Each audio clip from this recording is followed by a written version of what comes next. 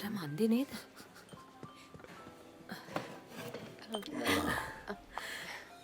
Hello දුව. Aunty කොහෙද මෙහෙ? Hello uncle. හලෝ දුව. ඉතින් කොහොමද? හලෝ. ඔයා ගොඩක් වෙනස් වෙලා. How sweet my darling. මම සුප්පේ කොට කරලා එන්න. හරි.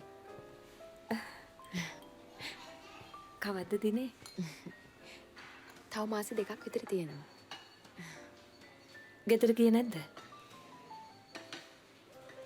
තාම ගෙදර යන්න බැරි වුණා ආන්ටි.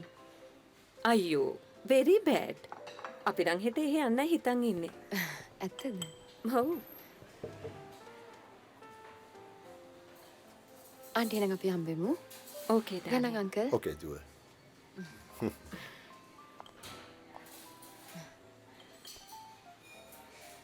දෙන්න. ඉන්නගන්න.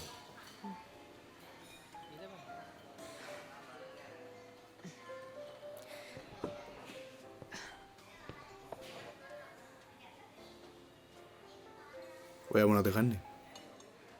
ඔයා කැමති දෙයක්. මම සුප් දෙකක් ඕඩර් කරා. ඔයා කෑම ඕඩර් කරන්න. මිස්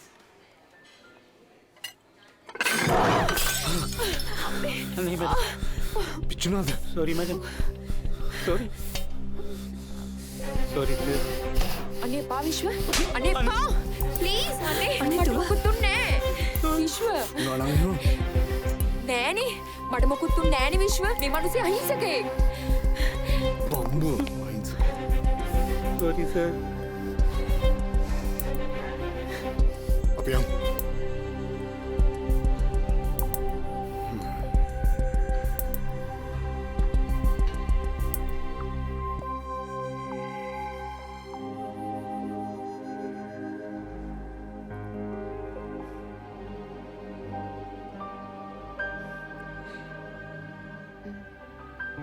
අපේ වෙඩින් ඇල්බම් එක.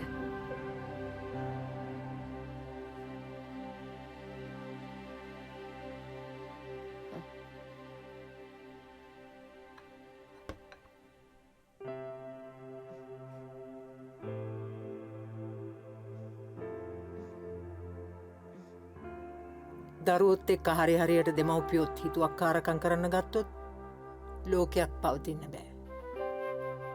ඒක හරි මන්දාර. ඔයා ගේ දවසේ ඉඳලා අම්මා හිටියේ සෑහෙන වේදනාවකින්. අපිට කියලා දරුවෝ ගොඩක් නැහනේ. දැන් ඉන්න තත්ත්වෙත් එක්ක ඔයා ඉන්න ඕනේ මාත් එක්ක. විශ්ව නම් ඕකට කීයටවත් කැමති වෙන්නේ නෑ. මට පුළුවන් අම්මා මගේ වැඩ ටික තනියම කරගන්න. මෙච්චර දවසක් හිටපු එකේ ඔය ටික දවසත් එහෙම්මම කරගන්නම්. අනික විශ්වත් මට හෙල්ප් කරනවානේ. පිරිම් මොනවද ඕවා ගැන දන්නේ?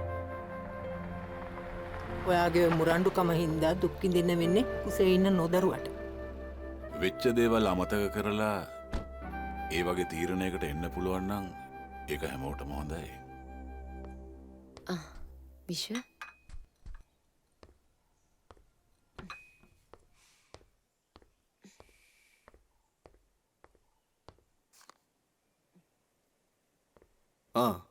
කොයි වෙලේද ආවේ? දැන් පැයක් විතර වෙනවා. ඔයා මොනවද බොන්නේ විශ්ව? තේක.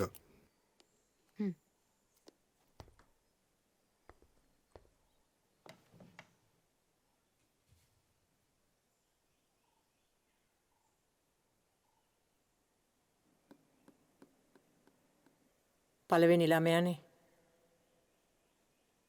අනික තාම ඒ හැටි වයසක්ද? හැමදේම තනියෙන් කරගන්නත් අමාරුයි. ඒ හින්දා අපි තීරණය කළා දුව එහෙ එක්ක යන්න. අපි කිව්වේ වෙන කවුද ඉතින්? මන්දාරයි අපි. අපි මෙච්චර කල් අපි කිව්වේ මන්දී මමයි. ඔයගොල්ලෝ කොහොමද අපි වෙන්නේ?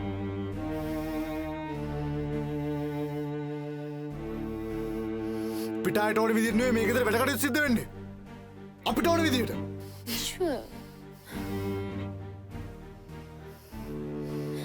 මන්දේ මොකක්ද මේ කතා තේරුම? කේන්ති ගන්න එපා විශ්ව.